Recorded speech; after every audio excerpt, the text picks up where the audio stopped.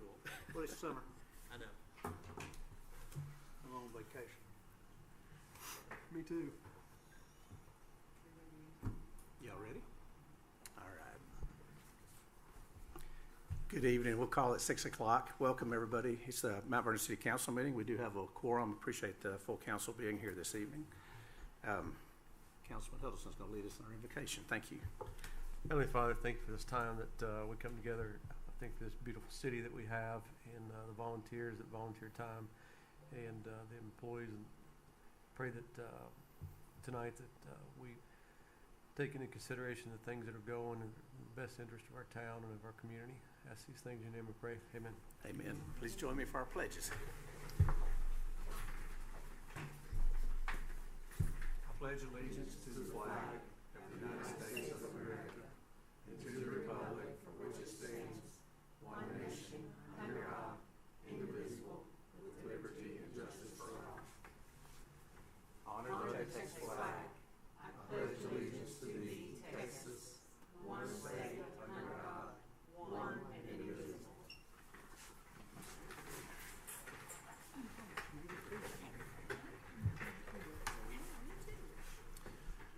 All right, if the council's had a chance to look through the minutes of the city council regular meeting and both workshops, as well as the June financials, we need an approval of the consent agenda. A motion from Sherilyn. I'll second. Second from Rebecca. All in favor? Aye. Right. Report on items of community interest. Does anybody with the council or anybody join us tonight have something they'd like to share from a community standpoint? If not, we'll jump right into the agenda. I was just going to say, I wasn't here. Oh, citizen. You're good. I was just going to say, I wasn't here during the fiasco of what went on, but I would like to say from the text and the message, it seemed like what was done as quick as it could. And we, I was trying to pass emails back and forth of, hey, one church is doing this, one church is doing that. And it was nice to see when things started falling apart, everybody coming together. Yeah, it was. It was. That was a pretty special 5 days for sure there. No doubt. Community-wide and county-wide. I'm not going to say I'm sorry I missed it. Thanks for the comments, Mark. All right, citizen participation. I don't have anybody that has signed up for citizen participation. So with that, it is 6:02, and I'm going to start our public hearing. We had 3. We're going to actually have 2 hearings tonight. Kathy, correct? Yes. So the first on the agenda, we're going to table that or skip that anyway for tonight on the. Okay.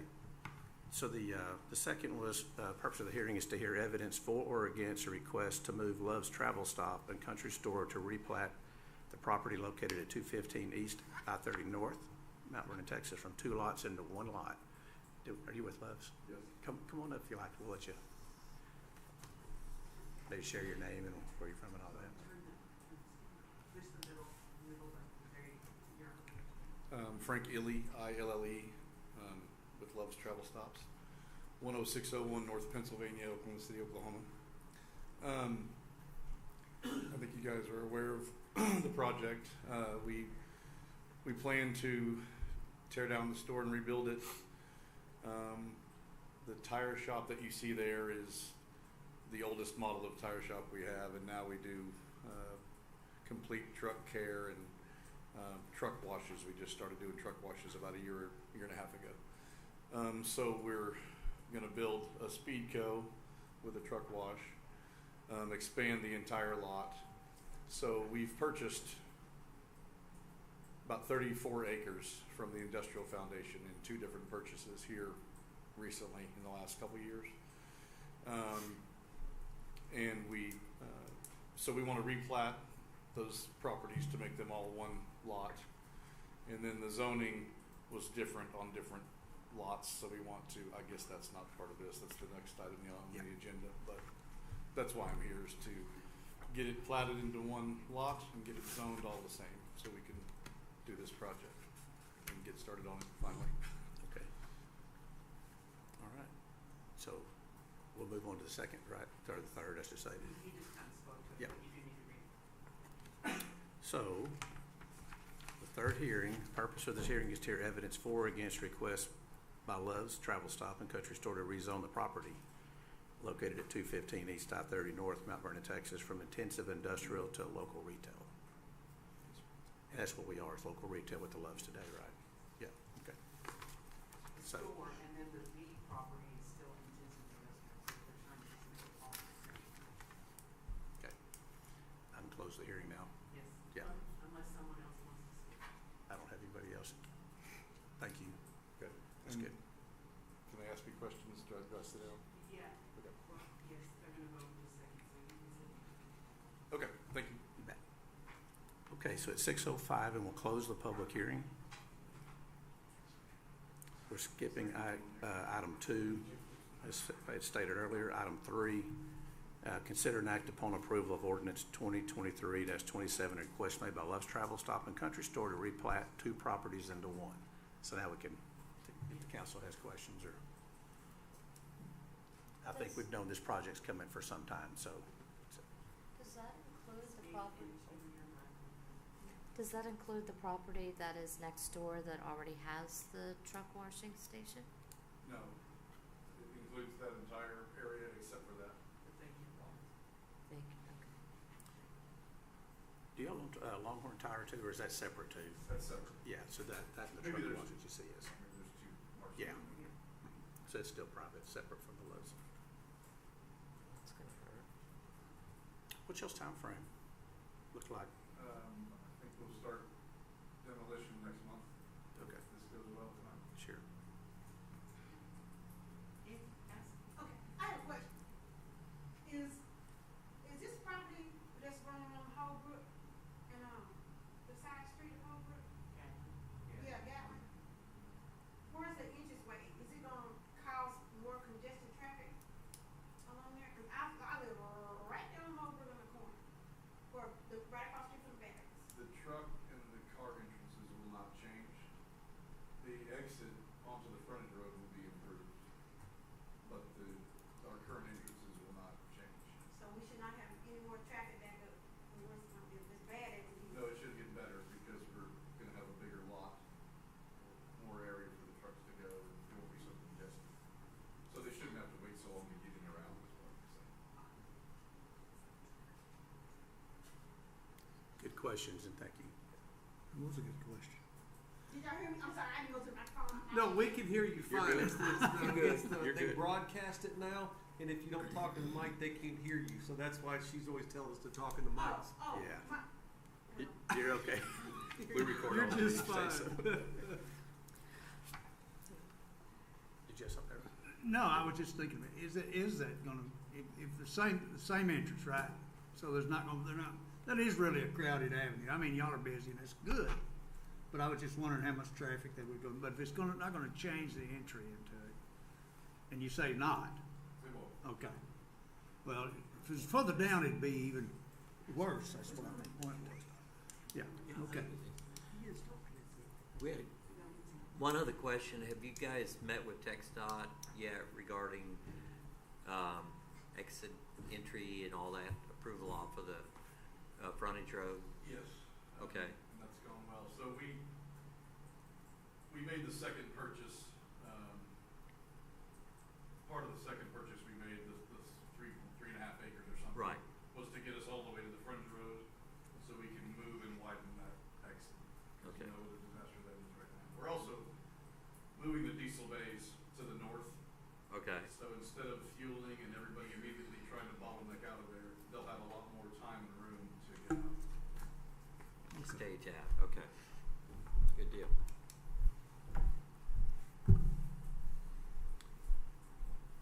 So if there's no other questions, we would need a motion to approve the replat. I so move. Motion I'll from second. Cheryl and a second from Harold. All in favor? Aye. Motion carries. So item 4, same project, consider an act upon approval of ordinance 23-28, a request by Love's Travel Stop and Country Store to rezone the property to local retail and local retail from intensive industrial. So this is just busy work, guys. Yeah, formality. We would need a motion to approve their rezone. Yes. yeah. Question number 2, right there. How bad would this affect our property taxes on our end?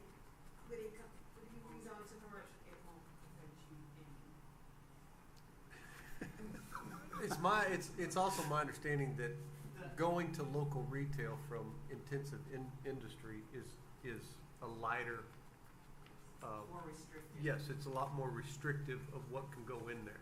Right. And So it's I would, all industrial. right. If anything, it'll help your property value. It's an improvement for your property, yeah. Probably they would. That's still important. She's awesome. I like her.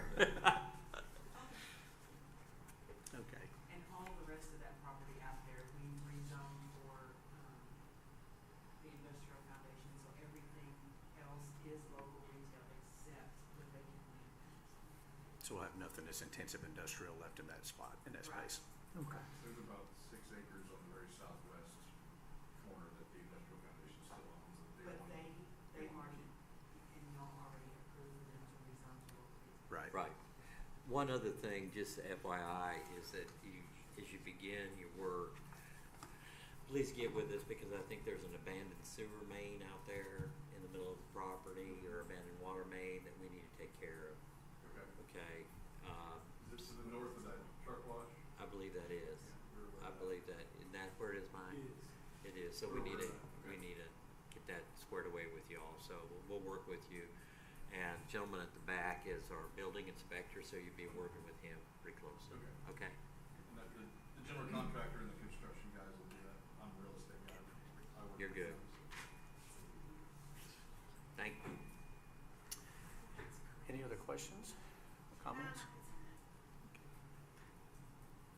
Anybody else public? Okay. Craig, say something. Hello? Is that better? All right. So if there's no other questions or comments, we'd need a motion to approve. Motion to, Got a motion from Mark, I'll second. second from Mary. All in favor? Aye. Thanks. Thank you for coming too, and great to see Love's further investing in that property. It is time, obviously y'all know it's time for a facelift, but really make it where the traffic flows better over there. We look forward to improving that. It is a tough spot right now. Been a Look- good store for us. It's just a whole. Yeah, sure. Let us know how we can help you. Okay, moving on to item 5. Consider and act upon approval of interlocal lease agreement with Franklin County for the property located at the corner of Rusk and Scott Streets. Yes, Mayor, this is 109 Scott Street, Mount Vernon. It's approximately .71 acres of land and identified in the property ID of Franklin County Appraisal District as AB 425J Loan Depot. And it is kind of catty-corner from the drive-through at Alliance Bank and behind it's the location of the old feed store, correct? Yes. And it is the city's intent to be able to use this premise as a future location of our farmers market. And the lease agreement, all we're required to do is to maintain the property. Is that correct? Yes. And I spoke with the county judge this last week about this, and he's excited about it. So I think everybody's happy about it. Good spot, and there's good parking around it. The museums are around it. It's a pretty good spot, yeah. We're going to be looking at bringing some power there and what minor improvements. Okay. So we need a motion to approve. I'll make a motion to approve. Motion from Mary, I'll I second. Oh, go ahead. second from Sherilyn. All in favor? Aye. Aye. Motion carries. All right, item 6, consider and act upon, consider and act on approval of proposal for Charlesworth Consulting for insurance consulting and risk management. I think the grammar could have been better on that one. Just kidding. Kathy, you want to help me talk about this one? We met with is it James? James Charlesworth. A month and a half ago. Is that better? Do I need to put it right up to my mouth? Say something now. Testing. Okay. We've done an analysis, as you know, and Demetra is here, and she's presented to you all about an analysis of our health benefit coverages through TML. And she actually introduced us to James Charlesworth, and we brought him in here to visit with us, and basically what his company does is that he does the same thing as far as on our property and casualty insurance through TML, which we have never touched or never examined 40 years, 30 years, whatever the case might be. And we did find out earlier this past year, and of course TML really hasn't volunteered any information on it. Are we underinsured? Are we overinsured? We did find out just by happenstance that we were really overinsured in some areas from TML, but we felt like it was good to maybe bring in a consultant to look and see if we had the coverages that we actually need to have and are actually paying what we need to pay. So that's why we're recommending that we As this soon as he analysis. made contact with our representative, he got a refund check. Isn't that funny? So First he's refund. not even working for us yet. Yeah. Good work. So he helped pay for his consulting fees immediately. So it'd be our staff recommendation that we go ahead and, bring him on board and really do a thorough analysis of what we're paying and know why we're paying what we're paying to be as good a stewards as we can of the public funds.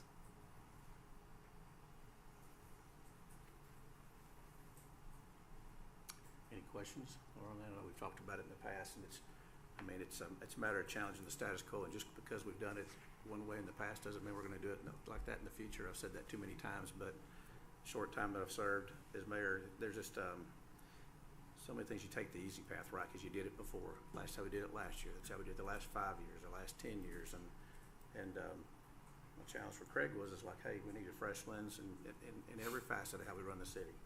And this is one example of a lot of money's been, I just say, flushed down a toilet.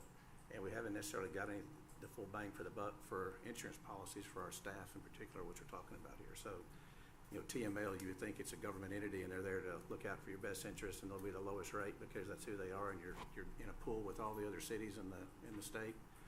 And they just went up 20% on our rates, and lo and behold, to give them a call and tell them we're gonna challenge what our process has been, and they send us a refund. Well, we know there's more to be saved too, so we're gonna continue down that path if we can, if it's the will of the council. But we would need a motion to approve putting Charles Worth Consulting to work here. What was the, just, what was the amount of rebate that we got back? Do we know? What that dollar amount was, Craig? I'm just curious how much of the We got consulting. to 500 each. So they're not big, but they're a start. But we also see that as much as 40 grand over, we may be taking an increase and can get better insurance for significantly less money, and that's really the opportunity, is the rates forward. And if you never challenge it, you never know. Well, and that's $1,000 all the time they never have to. Oh, So if we take on this and let them do this risk management, what's it gonna cost the city?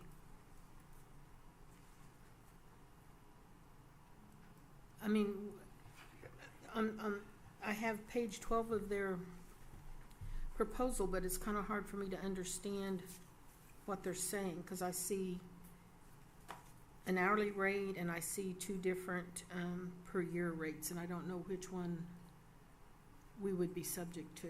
I believe it'd be $12,000 a year is what we discussed initially. Okay. And we anticipate that the savings that we would generate would be far beyond that $12,000 a year. Right. In Okay. our insurance coverage. And Sure. so it kind of pays for itself. Holmes Murphy is, basically paying for themselves. Mhm. We recoup that and reduce premium costs. Okay. And Thank you. possible, I'm just thinking of, the storm that we went through. We were really blessed because we didn't have any damage in town. Mm-hmm. And I'm also thinking about what if it would have been our roof that blew off instead of the buildings in Winsboro's roofs that blew off. And are we fully insured? Are we overly insured? So that One of my thoughts back when we were having the storm was I was so thankful we had had our roof looked at. Oh, yeah. But, Also, are you not working with him to get a little district where he would help all the cities around us, which would then lower the cost for everyone? That's exactly right. We're gonna introduce them to the East Texas City Managers Association, have them make some presentations along with Demetra, to see if we can't, you know, put together a group. put together a group. And this isn't something you're locked in forever. This is like, first it's year one is let's make sure that our house is in order. Make sure that we're insured properly, not over, not under. Let's get our rates right. And if there's a value to that, you continue on an ongoing basis of having somebody make sure your house stays in order. So this group of East Texas administrators that you're talking about, is that for property insurance as well as employee insurance? Well, I'm gonna have them present, yes. Both? Both. Okay, good. Both.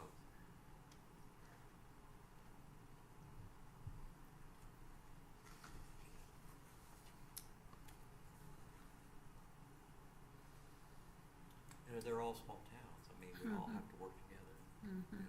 We're not Dallas, so we have to, you know, collaboratively work together. We do that with our engineers too. Mhm. So, Well, I make a motion that we engage them. A motion from Sherilyn, second from Mark. All in favor? Aye. Thank you. Item 7 is consider an act upon an approval of KSA Task Order 102274, Design Guidelines and Engineering. Lanny's here, and I'm gonna have him speak to this, but for those of y'all that were able to make it to our last workshop, I asked Lanny to present on this, and these are design guidelines and engineering standards for development within the community. And I thought it was very pertinent and timely that we started looking at this, given, you know, the topic of our discussion this last Friday was our north and south corridors and the possible housing developments, commercial developments that could come out of those proposed corridors, as well as other housing opportunities that we have. We really don't have anything on the books on to how these developments should be designed, and going down to everything from the subbase of the streets to where the water lines, wastewater lines, all of it needs to be. And if you don't have that in place, then you're kind of at the mercy of the developers. Yeah, it's like we've been burned on this. Well, most cities have. My experience has been that I can show you some real horror stories about 17 miles south of here, actually. But I'm not an engineer, nor have I played one on TV, nor did I stay at a Holiday Inn Express. So I'll let Mr. Buck take over. Thank you. So, always a pleasure to be here with the Mayor and Council. Thanks, Mr. Benham. We discussed this, like I said, at the last meeting, but for those that weren't here, essentially what this is some standards, and it would be typical engineering standards. So it would be sheets that show bedding for pipelines, type of sewer lines that you could have, fire hydrants, manhole requirements, things like that you deal with every day.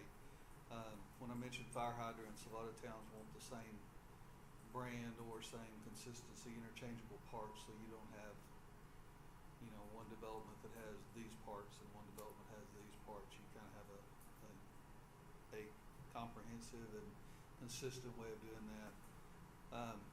This also doesn't just involve cut sheets with details. It involves written descriptions of how you go about building a street, how you go about, you know, how wide they are, and part of this is going to require a good bit of input from the city, because, you know, one of the things that we need to decide as a city is, do you want sidewalk requirements for every new development that goes in? How wide do you want the street? Do you want it to be curb and gutter? Do they need to be concrete, asphalt? How many how much parking requirement is there? How big can their driveways be? Can they park on the grass, you know, or do we have to accommodate for so many vehicles? Things like that you can kind of lay out up front to try to keep from a hodgepodge of things happening. And these could be different for different areas. I mean, you could have one area that's you know, a 24-foot road, and one area's a 37-foot back and curve. So it could be whatever you want at that point. But this is what we're kind of looking to do, is to lay that out. It would tie into your ordinances so that it would become part of your ordinance. But when you come in and your developer submits plans, you're not just looking at them, you're looking at them to see if they comply with whatever standard you put forth and you wanted, so that you know you can comment. The other big thing that I always see is drainage. You don't want, you know, one development, you know, this a lot of times it's commercial more than houses, but even houses, you can have drainage problems where one person puts it on another person. You need to have some type of standard that says, hey, you know, we're limiting your runoff to whatever it was before construction, or however you want to word it. That's usually how we like to specify that. So it might require detention in some of the lubs that's going on, things like that, so that you don't add runoff. Because you can think of it, you've got a big pasture out there, you're going to end up with a lot of concrete, and that concrete's not going to take on the water like that pasture does. So the water's got to go somewhere. So then it becomes a requirement of how you take care of that. That's what this is about. It's kind of the same thing with the insurance, and the fact that you're trying to beat this up front so you don't have to deal with it on the tail end. That's what it really amounts to. This is what we're looking at for new subdivisions coming in, and then at some point try to possibly bring the rest of the city up to it, or different parts, or what, is this just new divisions at this point? Well, it's kind of up to you, but in general, it's usually new, and what you're trying to do is control anything that comes in new. So if you have a commercial development and somebody wants to put another commercial development next to it, you want to make sure that those two are consistent as well, not just housing. But the housing, you know, the drainage and the detention is something that traditionally hasn't been looked at very well. But this would have, if somebody comes in with a development and they're going to increase the runoff by whatever it is 10 times, we need some way to detain that. Right, and that's kind of, Brad and I were talking about this months ago, and I don't know if this is the time for it or not, and you tell me to table it and be quiet, but I forgot the term of it now, but as I've traveled around the country, opening up different places, we had like a fee we had to pay sometimes if we went in somewhere that helped the infrastructure to keep up with the size. Like right now, that subdivision can't even come in because we don't have the taps or the sewer. Right. So Impact fee. Yeah. And so we worked on starting some of that for you with a study that's got a lot of the information you need to develop that. Yeah. Thank you. We So just got that's- this week, actually. Okay. Last week. Okay. These are, you know, to me, these are the tools and that we need to be able to get that vision. We had this vision, we talked about this last Friday all day long, and this is the structure that we need to be able to make sure that vision actually happens. Right. And that happens the way that we envision it to happen. So it allows us to have an orderly, consistent appearance in our community. Makes us a grown-up city. Well, it also There you means go. that we don't come up and have to pay for streets 2 years after a Yes. subdivision comes Thank you. in because we didn't have something like this in place. They Exactly. just put chip seal down. Exactly. Exactly right. Yeah. No, it's good. Well, and I didn't specifically include this in there, but I want to read the ordinance, have it comply with what we're doing here, and the fact that, you know, you need some type of order of, if a developer submits plans to you, you need so many days to get it back to them. They need to give you so many, you know, you need to kind of have a calendar of events of what's going to happen with your fees and everything, so that you lay this out, so that you have ample time to review it and for them to react to it, to get the best result here. It's good for business to know what the playing field is before you ever get there. That's exactly And you'll right. get a different, That's what the football field is. you get a more educated, I think, developer that is interested in coming if they have standards, because they don't want to build standards next to something that's substandard in their opinion. So they don't want a developer coming in next to them and building a substandard one, because it hurts the value of their development. So it gives you a level playing field, or like I said, if you can have different standards for different areas, so they know that up front. But they'll do their research, a lot of them. Also gives you a more educated staff and a more accountable staff because they know what they're supposed to ask for, what they're supposed to expect. Right, and so some of the cities that we've worked for, we have come up with a task list of steps. Of this is the steps process to step it out to get to the point of your start construction. Like SOPs. Yes. Huh. And so it's just a way to keep you organized. And when people change out, you still got the same SOP.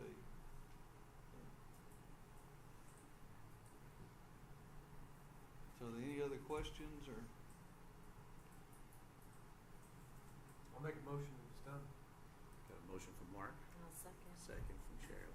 Rebecca, I'm sorry. All in favor? Aye. Thank y'all.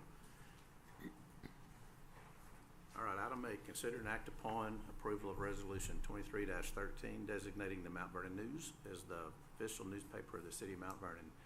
Congratulations on a full year, Lily, right? So it takes a year of circulation for a newspaper, continuous circulation, before they can be designated as an official paper for the city to put legal notices in. So anytime you see things that are put in there from the city, for example, or the county, it's only legal if it's in a paper that's recognizing it. So after a full year, they're able to meet that need for us.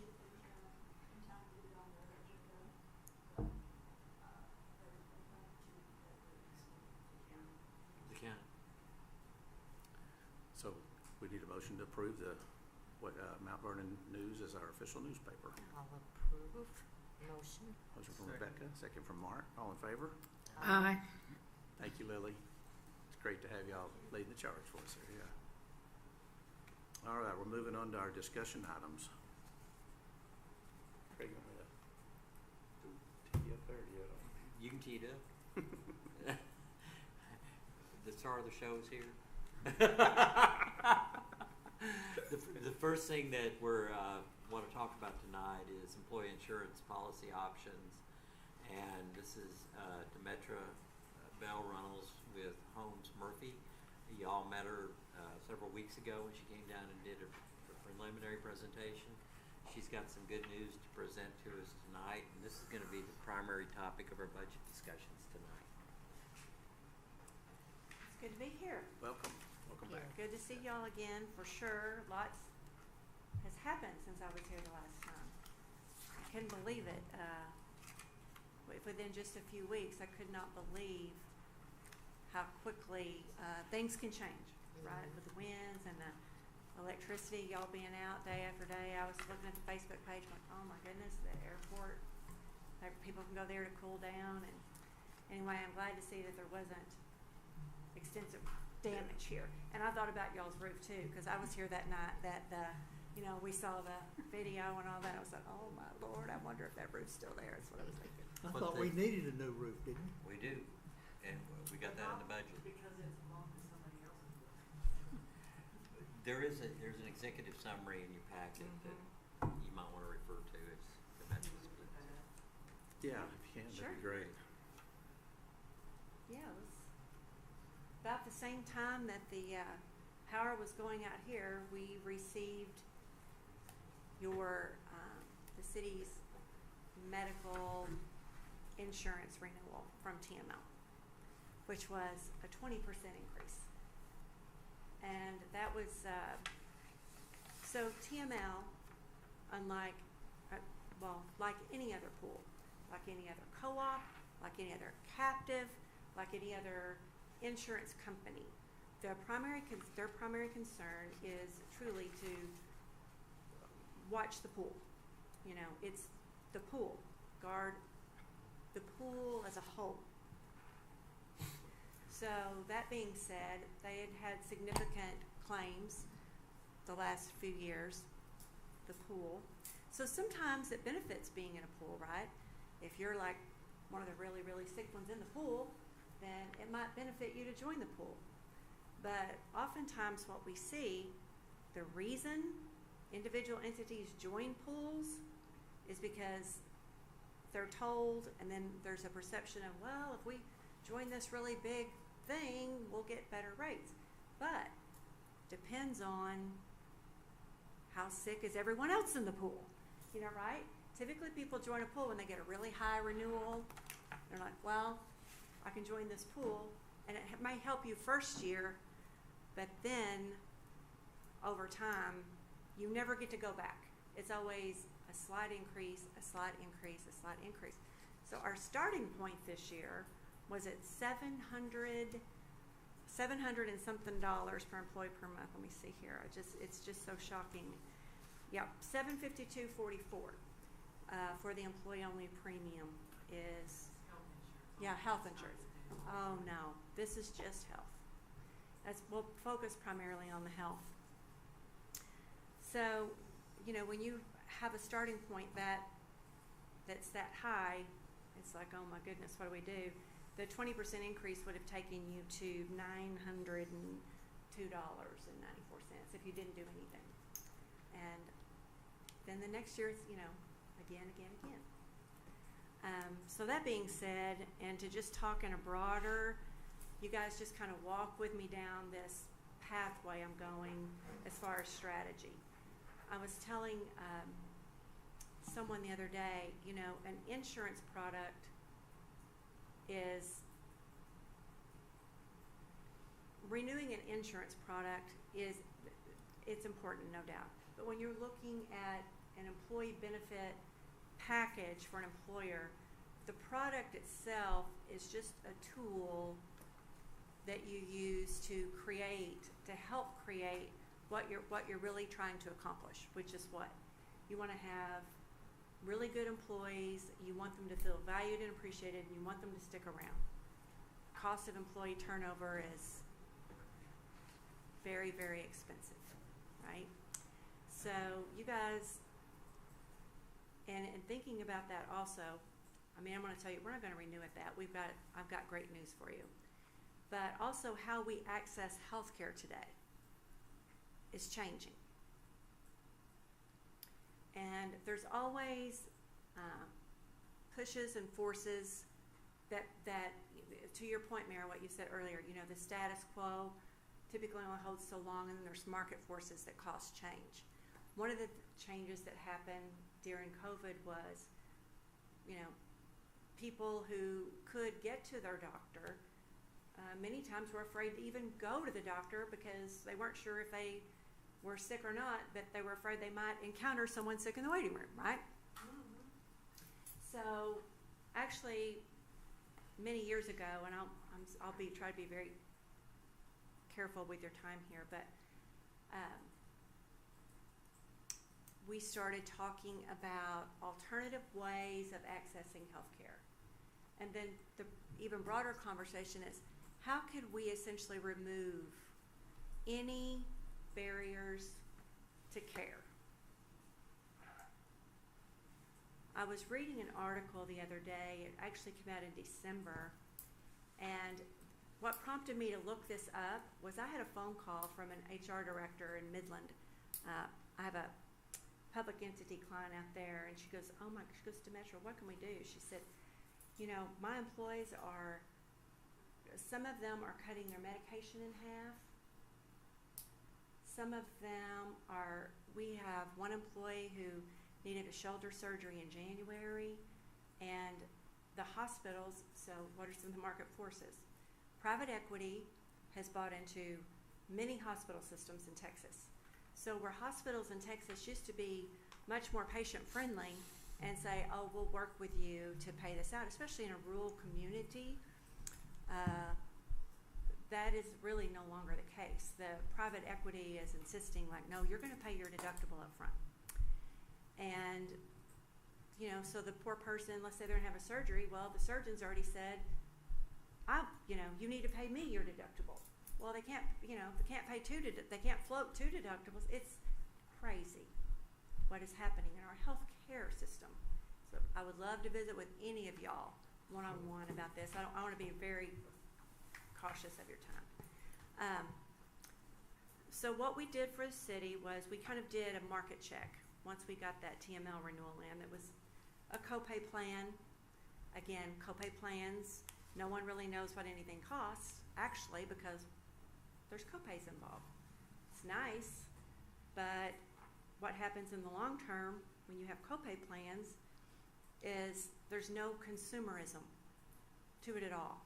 If I ask anybody on the street, what does it cost to go to the doctor? Most of them are going to tell me $30 or $60 if I go to a specialist. And what they don't understand and what happens on the back end is that doctor is billing the carrier much more than that, right? So, that being said, when we looked out at the market, Blue Cross and United were essentially uncompetitive at this point, at this starting point, right? So TML had given us 3 or 4 options to look at, none of which were not what I would recommend.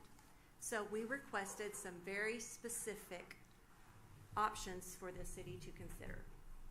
And they sent it back to underwriting, and we had to wait a little bit, but they gave us what we asked for, which was wonderful. And the options that they sent back to us got us anywhere from a -2 to a +2, right? That's significant. So what we would recommend, what we would ask you to consider is that we renew with TML, but we change the plan that we're on currently and move to a health savings account qualified plan. And in doing that, we would recommend that the city offer along with that another alternative way to access care. Let me expand on that. There is a medical concierge service that we work with that is, if your employees, they do telemedicine, so they do virtual primary care, they do behavioral health, mental health, right at the point that someone's having a meltdown. They have someone on the phone to help them. They do virtual mental health counseling. All of this is free to the employee. It costs the employee nothing. If you're going to have a surgery, they will find the highest quality surgeon in your area. They have access to surgeons who have the lowest rates of reinfection, the lowest rates of readmission. You know, we don't have access to those things. And I will tell you, you know, if I'm referred to a surgeon, I just figure he's good. But they're not all good. They're not all good. So I've used them personally. As a matter of fact, just on the way over here, I was talking to another client. She said, I can't tell you how much we love this service. She goes, I'm working with a nutritionist there, and I've lost 15 pounds in 2 months. So anything you can imagine besides being able to do an actual surgical procedure on you. I had I had to get an MRI on my knee a few months ago. Well, I called them and talked to their doctor. He ordered the MRI for me, cost me nothing, the doctor's visit. Whenever they called me back and said, hey, for your MRI, if you use your insurance, it's $660, but if you can do cash pay, they can do it for $260. And they made the appointment for me for the next morning. So it's care navigation, care coordination, virtual telemedicine. They can do, well, they've become my primary care now. They do electronic medical records. So I would recommend that you pair that with it. And the reason why is because when we move to a health savings account qualified plan, unlike the copay plan that you have in place now, nothing is wasted. Everything applies toward the deductible. but there is a deductible to meet, right? For any of the services, and that's the way health insurance used to be. When I'm dating myself here, but when I first started right out of college in the late 80s, PPOs were not a thing yet. You know, it was standard that everybody had a $500 deductible and then 80%. But co-pays over, because the last 40 years, I mean, people loved them, $5, $10, but I don't know if anybody really estimated what was going to happen on the back end 40 years later. How it's caused premiums to go up so drastically and healthcare costs to go up. So I would recommend utilizing Amaze, which is $25 per employee per month. And then also, here's something else for you to consider. And when I talk about removing all barriers to care, this service came about 3 years ago. And this service, I'm going to call it the Care Card, will allow your employees, first dollar, they'll have like a Visa line of credit card that gives them $3,000 loaded up front on their card that they can use for medical, dental, vision, and veterinary care for themselves and their families. And how it works is this third-party company, it's called Patient, this is $5 PEPM, okay? It's $5 PEPM. The city has no risk. The city has zero exposure. All employees are approved. There's not a credit check. They integrate with payroll. And so what happens when an employee swipes their card, let's say they do have to have for whatever, surgery procedure, or maybe they've got a multiple sclerosis medication that's really expensive, whatever their issue might be, they'll have $3,000 loaded on their card. The moment they swipe it, then they're prompted by the app that says, see, you're at Dr. Ross's office and you use $1,500. How would you like to repay that? And so they can have up to 3 years, zero interest, and it comes out via payroll deduction. So if they used $3,000, then they would pay back $40 per pay period over 3 years. If they leave the city, then it becomes the vendor, Patient, it becomes their responsibility, and they contact the employee and say, hey, see, you're not the city anymore. Would you like for us to take the repayment? Do you want to continue through your checking account? Do you have a health savings account you would like for us to link this to? Or a flexible spending account you would like for us to link this to? And between that service, Patient, that is offering essentially a health payment account along with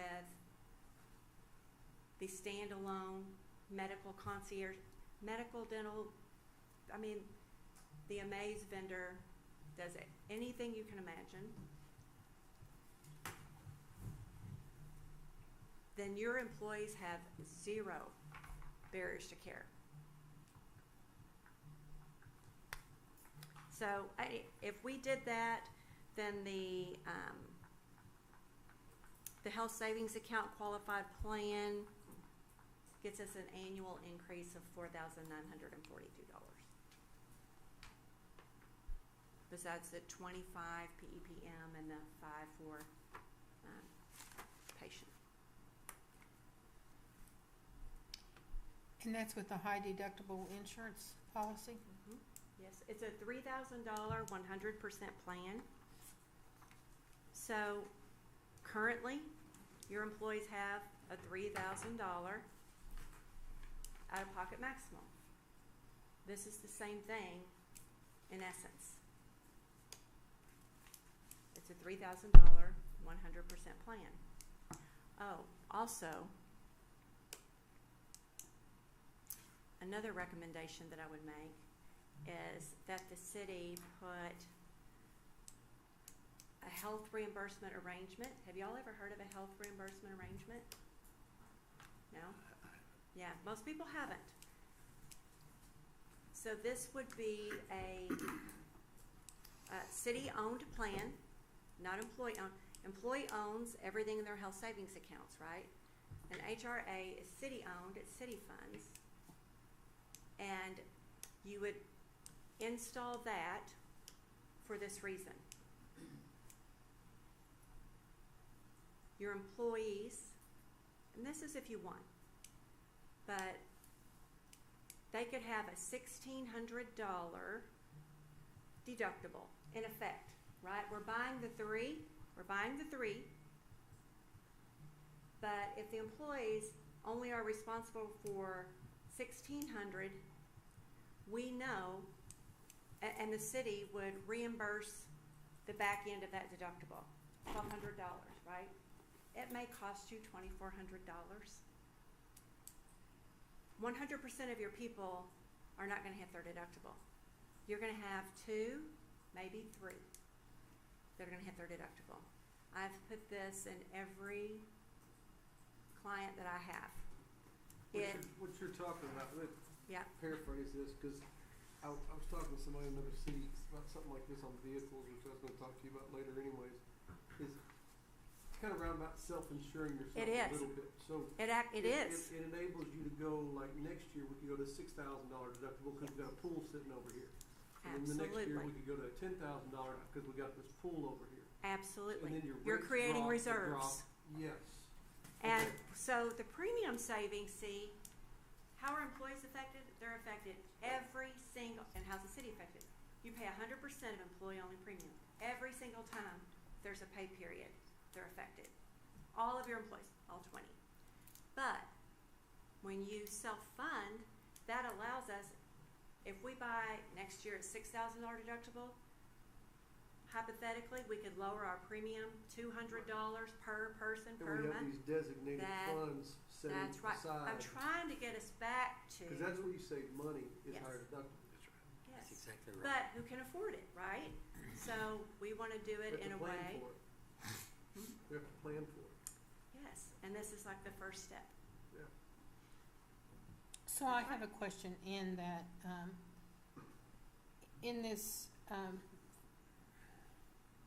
printout that we have from you, we talk about the HSA, which is the health savings account, but you also mentioned HMAs. Can you tell us the difference between those? Oh, well, HMA is just Holmes Murphy and Associates. That's who we are. Oh, okay. That's just, so there's an HPA, an HRA, an HSA, and HMA. Okay. But here where you talk about the health savings account, the HSA, Yes, that's ma'am. the standard federal HSA. Yes, So anything the employee puts into that account, he takes that with him when he moves. that's right.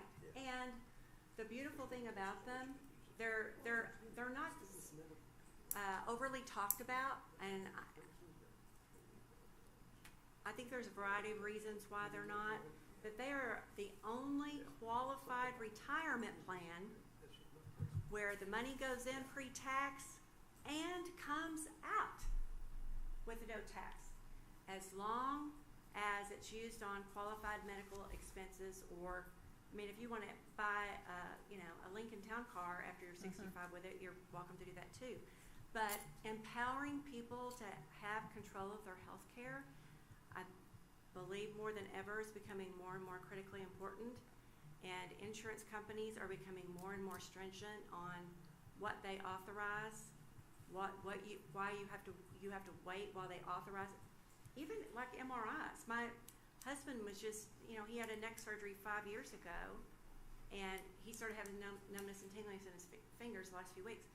Well, we called the surgeon in Dallas, and they said, well, Dr. Barnett's not going to see you until you go to your primary care and get an MRI. Well, we just called the Mays. Well, we cut them out. And we just called the service I'm talking to you about, talked to their doctor, like, oh, no problem. Order the MRI for us, and we were able to get it, actually, he's not gonna do the neck surgery, he's gonna do, the plasma-rich injections in the joint. That's something else so with a health savings account, see, insurance won't pay for that.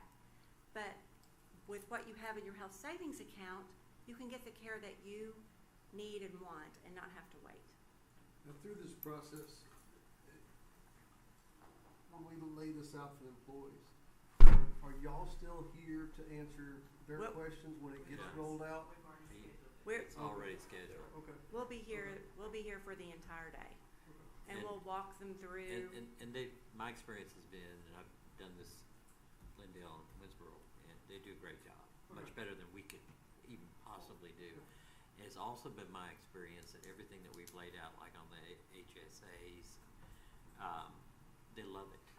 And the telemedicine, this is on steroids. It's on steroids from what you've had. Yes. And I mean, but they loved what we did because it's open to the entire family, and we had a lot of, folks in Winsboro where the employee was covered, but the wife and the kids weren't, and this gave them medical access through the telemedicine to be for ear infections and, those types of things without actually having to take them to the clinic and pay out the wazoo. So it seems like every time we do this, Demetria, that things get a little cooler, a little. Yeah, because it's changing. It's, the healthcare, and especially in the last 3 years, it's changing. People are figuring out, oh my gosh, how can people afford, so there's creative, innovative solutions that are coming into place, and we're always looking at them. And you would hope that your TML would teach you these things. They're not going to. No, they're not. So that's why you hire a benefits consultant that can come up with these innovative solutions. So well, and what's the byproduct of all this? So everybody wins. Truly, the byproduct is the plan, the city's plan itself. To the extent that the employees avoid going to the emergency room, because it can be handled through this. To the extent they can avoid going to urgent care, to the extent that they can avoid certain things, then that improves your loss ratio. When it improves your loss ratio, then you get lower increases. The emergency room was a problem with PPO plans. Well, yeah. It's, again, at the end of the day, carriers really aren't interested in helping you save money. Nor is your pool, nor is a co-op or anyone else, because they're just going to, my daddy always said, I think I might have shared with y'all when I flew my parents to Vegas many years ago. My dad, we come in at night and he looked out at the plane and goes, he had never been out of the country. He goes, it just glows Vegas at night in the desert. And he said, if that was lights down there, don't tell you the house doesn't lose, I don't know. Right? So they're just going to they will always get their money, and you will pay for it in the form of an increase. Well, private equity. Absolutely. Customer's not the customer. Let me tell you all this real quickly. I went to my OBGYN about 10 days ago, and I wouldn't have recognized her. And she's a pretty young woman. She looked, so tired. She didn't have on any makeup. Her hair was. I said, "Are you sick? Have you lost weight?" She goes, "Oh yeah, I've lost weight." I said, "Are you not feeling well?" She goes, "Oh, I'm just tired." So I just thought, well, maybe she's getting over something. I didn't push it. Well, at the end of the visit, I said, "Hey, how's your?" I said, "Are you still delivering babies?" She said, "I am." I said, "How's your insurance? Your malpractice. How's your malpractice insurance treating you these days?" She goes, "Oh." She goes, "Well, it actually got a lot better." So get this. She goes, "We sold our practice to a nationwide practice, and it really helped us. But before I left, she said, Now get your, when you stop at the front, get your appointment scheduled for next year. And I said, I only have to come every 3 years. I never have anything wrong. She goes, well, I mean, I kind of need to get to a schedule. Since they've sold, because now they've become salesmen. Yep. They're, We can talk about that. yeah. So that just being said, healthcare is changing. Yep. The way we access it is changing. Inflationary pressures are real. If we can remove barriers to care for employees, I think it's just the way to go. But it's up to you all. Demetria, great work. And by the way, so just to remind, a 20% increase was a little over $37,000 we would have been seeing from TML. Oh, yes. We're talking about spending Yes. nearly $5 instead. That's right. Yeah. For the You were going same at coverage. 37.5. Thank you, Mayor. Sure. 37.5. It'll be better, but at minimum, baseline deductible and things, minimum the same, but there's improvements that the Yeah. Worst the case employees will scenario recognize. on either plan, the employees would have been out $3,000. Yeah. Either way. We'd like to, we can look at that self-insurance she's talking about. I think you probably understand what she's talking about. Oh, Because exactly. Look at the same thing along Most the companies are automotive doing side. that, Yeah. of size anyway. Yeah. And it, like you said, it improves year on year on year, especially if you give them the tools to manage their health Yep. outside of going to the emergency room or going to the, Yep. this is modern healthcare That's right. structure. You know. That's exactly right. It is a modern approach to healthcare because what we have created over the last 40 years is just not sustainable. And it's employee ownership of their own health care. Yep. Absolutely. They have to take responsibility. Yeah. Thank you. Any Absolutely. other questions for Mr. Mitchell? My pleasure. No, but I want to see a spreadsheet of the cost before we make a decision. Sure. I have it. Okay, Yeah, Kathy has it. We'll send that out to you this week. okay. Okay, I've got some other budgetary things to send out to you this week too. Yeah, this is good discussion. All right. Yeah.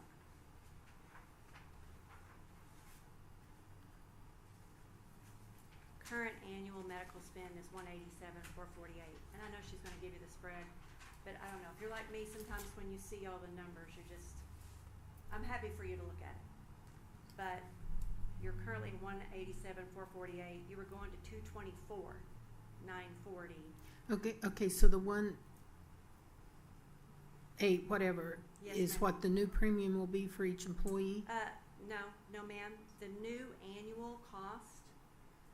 per employee. Oh no, ma'am. For the employee, right now it's $752.44, and it will be $735. No, I'm sorry, $772.28. $772.28. So you're saying it's only a $20 increase to the employee?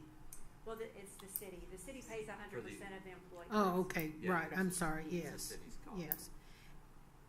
And what's the change in if they choose a family plan? If they choose a family plan, currently the employee for a family, it's $2,219.72 a month, and it will be $2,278.24. Yeah, I want to get That's- to the point where we get that pool large enough that we can start planning a portion of families too to get them covered, but Oh, that's yeah. that's just time. We gotta Thank get you. the, we gotta get the pool Thank built. you. Yeah, I agree exactly right. And You gotta start at some point. yeah, and that's what this is. Mr. Huddleston, what I'm excited about is that those employees who can't afford to have their families on the plan will be able to have family coverage through Amaze. Yeah. Yeah, there you go. Right, so you do pick up something. Yeah. too. Through Yeah. Oh, They're- yes. They're gaining And when something. they call, they don't have to pay anything. They don't have to pay a copay. They don't have to pay anything. It's all free. I've been through enough of these, I know. Do you know what the cost is normally to implement an HSA? Like who handles the account? So we will have a third-party administrator that will handle the HSA and the HRA, and it's typically $5 per employee per month. And the employees will have a vesting option after, I think it's $1,000 or $2,000 that they put into their accounts. So And is is the employer required to contribute to the HSA? You're not required, but you know, I would encourage it. You know, once you look at your budget and kind of see where you are, one of my thoughts was for the employees that are on plan currently, you make some type of initial contribution into their account just for the first few months for medication. You may say, well, you know, for the employees we have, we'll grandfather them and we'll do that. For new hires, it might look different, or it might be a different waiting period or something like that. But then over time, what really works well, once the employees understand it, because we want to encourage them, even if it's $5 a paycheck. I have one company that's electrical repair, $5 a paycheck those guys do. We want to get them contributing into that account because it's their money, and the philosophy of you step, I step becomes pretty powerful. So after the first year, the city might say, okay, now for every $20 you put in, we'll match it, or we'll match half of it, or, you know. You can also tie it to improved health indicators, weight loss, Oh, things yes. like that. Yes, Smoking cessation, exercise programs, and things like that to further you incentivize. sure can. You can use it as an incentive for a variety of For different a, things. you know, I've got healthy- all kinds of ideas. I wasn't looking at you. So, Get a picture of health. Under the new plan, the deductible is $3,000 Yes, ma'am. That's what we're purchasing. for just the employee. For the employee, so, it's what we have currently. What we have currently is $3,000 for an individual and $6,000 for a family.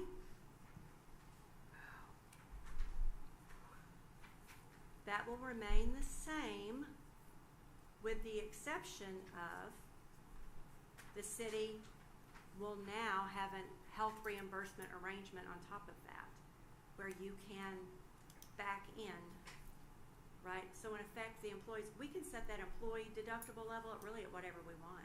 The city's exposure is gonna be pretty low. Except with an HSA, it has to be a high deductible.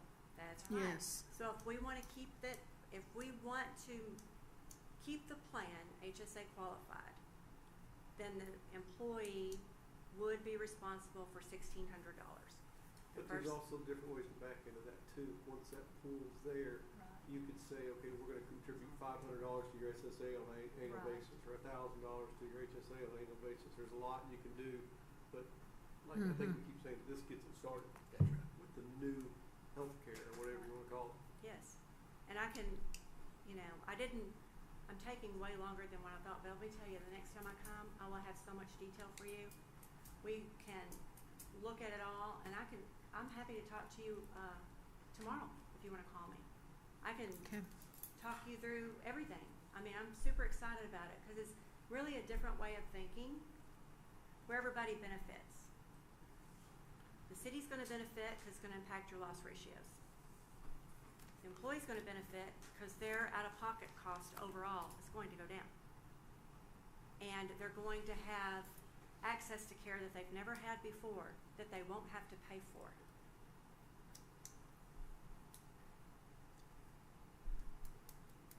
And their dependents. It's a real thing not being able to pay for family health care. It's crazy how expensive it is.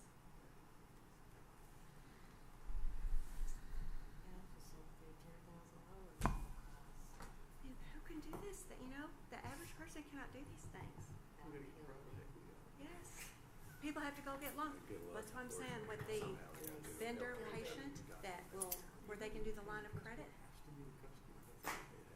So you were saying if an employee has employee-only coverage, they can use this concierge service for their family? Yes, ma'am. Okay. And that care credit. Understood that. Yes, ma'am. No interest. And the concierge services Here, just costs $25 per month Yes, for the ma'am. entire family? Yes, ma'am. we got some concierge services locally. No, I don't think so. You know, most of them that I've seen require some type of co-payment when you call them. This requires nothing. Zero. And it covers their whole family. Well, it depends on This the has been on doctor. telehealth. Because I had a doctor that I would do my appointments. Yeah, just to come see whether or not, you know. Sorry? So obviously not a decision point tonight, but any other questions from the council for what we got, Dimitri?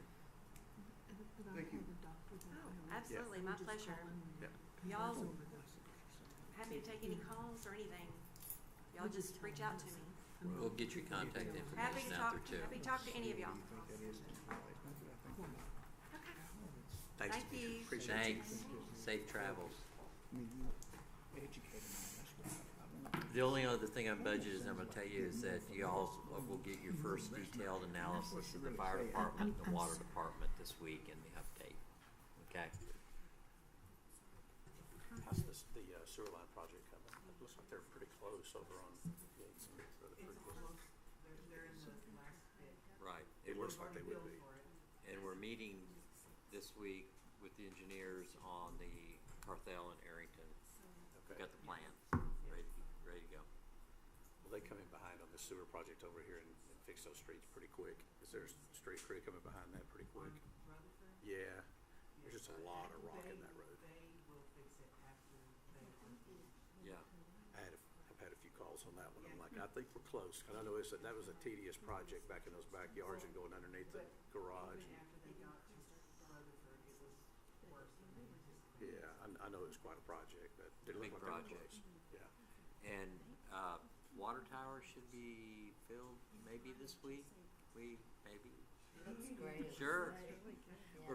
We're still finding that, you know, I did ask for lights, and because we're changing the colors, they're going to do the nisometric study of the lights and make sure we get full coverage and stuff. Okay, good. We're talking to them, please take down the answer yet. yeah, It's all right. they will not turn red. Not allowed to. No, that's Except not- at Christmas. Yeah. Maybe Christmas night, Christmas Eve.